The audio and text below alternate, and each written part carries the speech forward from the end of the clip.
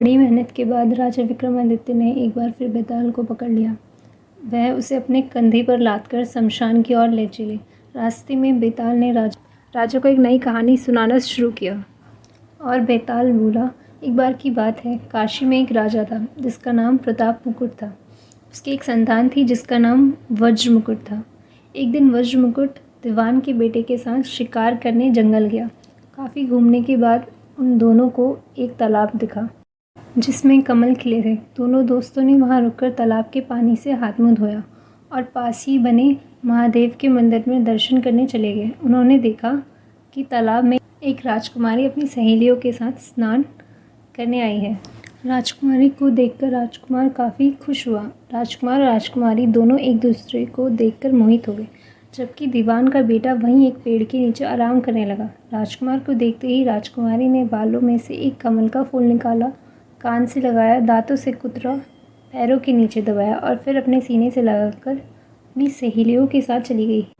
उसके जाने के बाद राजकुमार काफ़ी दुखी हुआ और अपने मित्र के पास लौटकर सारी बात बताई। राजकुमार बोला, मैं राजकुमारी के बिना नहीं रह सकता, लेकिन मुझे इस राजकुमारी के बारे में कुछ भी नहीं पता। वह कहाँ रहती है, उसका नाम क्या है। दीवान के बेटे ने सारी बातें सुनी और राजकुमार को दिलासा देते हुए बोला, राजकुमार आप घबराइए मत, राजकुमारी ने सब कुछ बताया है। आश्चर्यचकित होते हुए राजकुमार ने पूछा, वो कैसे?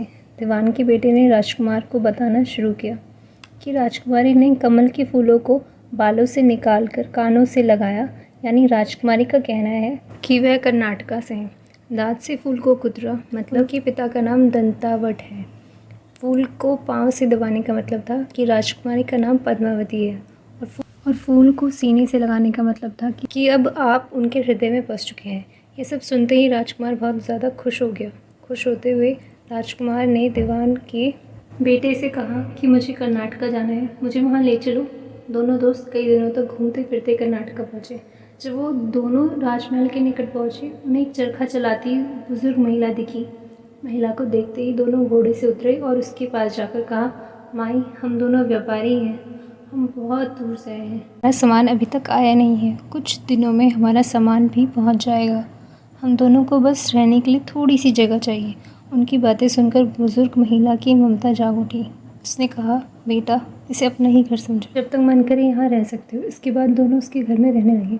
इस बीच दीवान के बेटे ने उस महिला से पूछा, आप क्या काम करती हैं माई? आपके यहाँ कौन कौन रहता है? आप कैसे अपना गुजर बसर करती हैं? सारे सवालों का जवाब धीरे धीरे उस महिला ने देना शुरू किया। उसने कहा, मेरा एक पुत्र है जो राजा के यहाँ नौकरी करता है। मैं राजा की पुत्री पद्मावती की दासी थी। बूढ़ी हो गई हूँ, इसलिए घर में ही रहती हूँ। महाराज खाने को दे देते हैं और पूरे दिन एक बार राजकुमारी से मिलने चली जाती हूँ। राजकुमार ने उस बूढ़ी महिला को कहा, माई, कल तुम जब राजकुमारी के पास जाओ तो उनसे कहना कि जेठ सुदी पंचमी को तुम्हें नदी के पास जो राजकुमार मिला था वो तुम्हारे राज्य में आ गया है। अगले दिन वो बूढ़ी औरत राजकुमार का संदेश लेकर राजकुमारी के पास गई। उस महिला की बात सुनते ही राजकुमारी गुस्सा हो गई। उन्होंने हाथों में चंदन लगाकर उस महिला की गाल पर तमाचा मारते हुए कहा, मेरे घर से निकल जाओ। बूढ़ी औरत ने घर लौटकर राजकुमार को सारी बातें बताई। महिला की बातें सुनकर राजकुमार चौंक गया। फिर राजकुमार के मित्र ने राजकुमार को धैर्य बंधाते हुए कहा, राजकुमार, आप चिंतित ना हो, राजकुमारी की बातों को समझने की कोशिश करें। ध्यान दें कि राजकुमारी ने उंगलियों को सफ़ेद चंदन में डुबोकर गाल पर मारा है। इसका मतलब अभी कुछ दिन चांदनी के हैं। उनके ख़त्म होने के बाद अंधेरी रात में मिलूंगी। कुछ दिनों बाद बूढ़ी महिला फिर राजकुमारी के पास संदेशा लेकर पहुंची। इस बार राजकुमारी ने केसरी रंग में 3 उंगलियां डुबोकर बूढ़ी महिला के मुंह पर मारते हुए कहा, भागो यहाँ से। फिर उस महिला ने आकर राजकुमार को सारी बातें बताई। राजकुमार यह सुनकर बहुत दुखी हुआ। इस पर दीवान के बेटे ने राजकुमार से कहा, इसमें दुखी होने की कोई बात नहीं है राजकुमार। राजकुमारी ने कहा है कि अभी उसकी तबीयत ठीक नहीं है, तो इसलिए 3 दिन और रुक जाओ। 3 दिन बाद वो बूढ़ी महिला फिर राजकुमारी के पास जा पहुंची। इस बार फिर से राजकुमारी ने उस महिला को फटकारा और पश्चिम की खिड़की से बाहर जाने के लिए कहा। वो महिला फिर से राजकुमार के पास गई और सारी कहानी सुनाई। तब दीवान के बेटे ने राजकुमार को समझाते हुए कहा कि मित्र, राजकुमारी ने आपको उस खिड़की की तरफ बुलाया है। राजकुमार ने सुनते ही खुशी से उछल पड़ा। उसने बूढ़ी महिला के कपड़े पहनकर नारी का वेश धारण किया, इत्र लगाया और हथियार बांधकर राजकुमारी से मिलने चल पड़ा। राजकुमार महल पहुंचा और खिड़की के रास्ते राजकुमारी के कमरे में पहुंच गया। राजकुमारी वहां पर तैयार थी और राजकुमार का इंतज़ार कर रही थी। राजकुमार जैसे ही कमरे में गया उसकी आंखें खुली रह गई। राजकुमारी के कमरे में कई महंगी चीज़ें रखी थी। रात भर राजकुमार राजकुमारी साथ ही रहे। फिर जैसे ही दिन निकलने को आया राजकुमारी ने उस राजकुमार को सबसे छिपा दिया। जब रात होने लगती तो राजकुमार बाहर आ जाता। इस तरह करते करते कई दिन बीत गए। अचानक राजकुमार को अपने दोस्त की याद आई। राजकुमार को अपने दोस्त की चिंता हुई कि पता नहीं उसका दोस्त कहाँ होगा, कैसा होगा और उसका क्या हाल हुआ होगा। राजकुमार को दुखी देखकर राजकुमारी ने राजकुमार के दुख का कारण पूछा। उसके बाद राजकुमार ने राजकुमारी को अपने मित्र के बारे में बताया। राजकुमार ने कहा, वह मेरा बहुत अच्छा और चतुर दोस्त है, उसी की वजह से मैं तुमसे मिल पाया। यह सुनने के बाद राजकुमारी ने राजकुमार को कहा, मैं तुम्हारे दोस्त के लिए स्वादिष्ट भोजन बनवाती हूँ, तुम उसे भोजन कराकर और उसे समझाकर वापस आ जाना। फिर राजकुमार खाना लेकर अपने दोस्तों के पास पहुँचा। दोनों मित्र लगभग कई महीने से नहीं मिले थे। मिलने के बाद राजकुमार ने अपने मित्र को सारी बातें बताई। राजकुमार ने कहा, मैंने राजकुमारी को तुम्हारी चतुराई के बारे में बताया है। राजकुमारी ने तुम्हारे लिए भोजन भिजवाया है। सब सुनकर दीवान का बेटा सोच में पड़ गया। उसने राजकुमार से कहा कि यह तुमने ठीक नहीं किया। राजकुमारी समझ गई कि जब तक मैं तुम्हारे साथ हूँ तब तक वह आपको अपने बस में नहीं रख सकेगी, इसलिए उन्होंने इस खाने में जहर डालकर भेजा है। ये कहते ही दीवान के बेटे ने उस खाने से एक लड्डू लेकर सामने बैठे कुत्ते को दे दिया। लड्डू खाते ही कुत्ते की मृत्यु हो गई। यह देखते ही राजकुमार को बहुत बुरा लगा। उसने कहा कि ऐसी औरत से भगवान रक्षा करे, अब मैं उस राजकुमारी के पास नहीं जाऊंगा। दीवान के बेटे ने राजकुमार से कहा, नहीं, अब कुछ ऐसी तरकीब निकालनी चाहिए जिससे कि हम उसे साथ में अपने घर ले जा सकें। आज रात तुम वहाँ जाओ और जब राजकुमारी सो रही हो तब उसकी बाई जांघ पर त्रिशूल का निशान बना देना, फिर उसके गहने लेकर आ जाना।